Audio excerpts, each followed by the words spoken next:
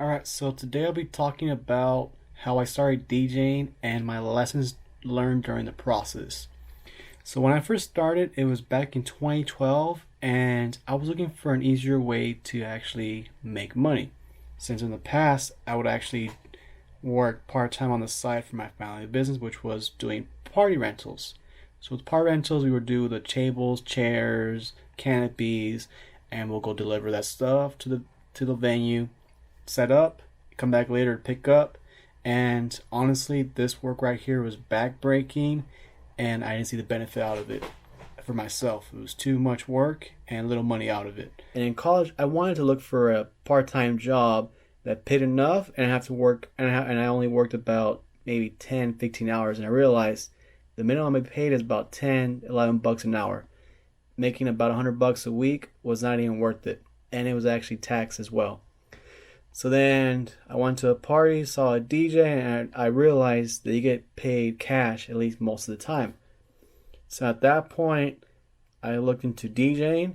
I looked at how much it was going to cost me to get into the business. And from there, I'm like, I'm sold. It wasn't cost that much to at least start out and buy a small system to get in the business. So I bought a small system and I started advertising my services for small little events. And when I first started, my pricing was roughly about $150 for 5 hours. And that was just to get the exposure and get the learning curve from DJing. And let's talk about the first system I actually did purchase.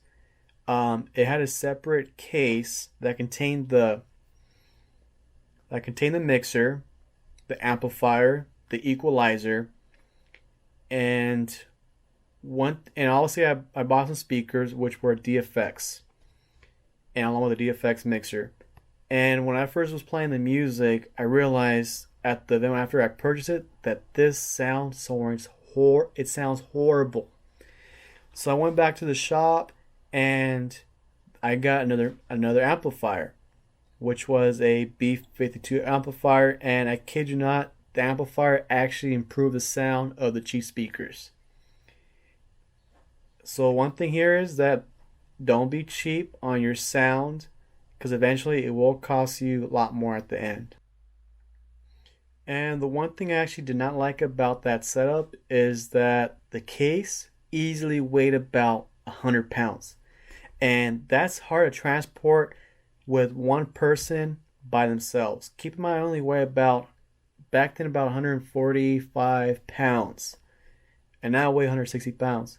And carrying 100 pounds from a case, which are at least with your knees, it is difficult. And remember one time I did try to carry that case, and I actually did strain my back.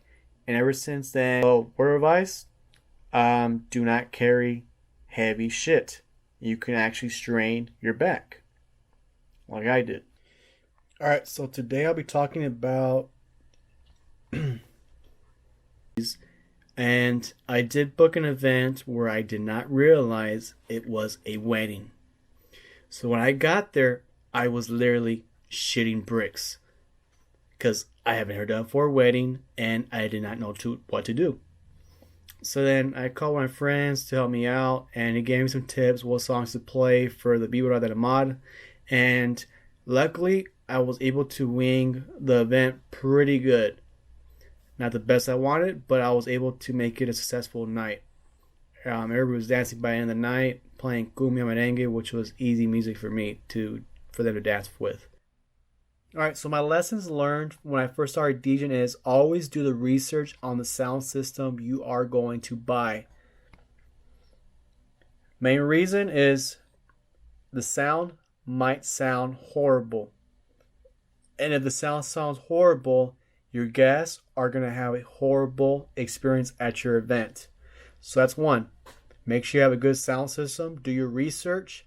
And the next thing is, when you actually do book events, you better make sure you ask these questions.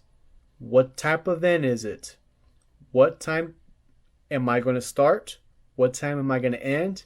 And at the end, what type of event is it? Is it a birthday party? Is it a wedding?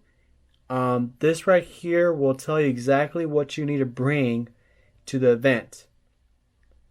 And obviously, if you're just first starting out, be sure that you don't book any big events yet until you book maybe about a few events until you feel very confident of doing the next level event, which could be a wedding, a quince, or any other type of event and your field of expertise.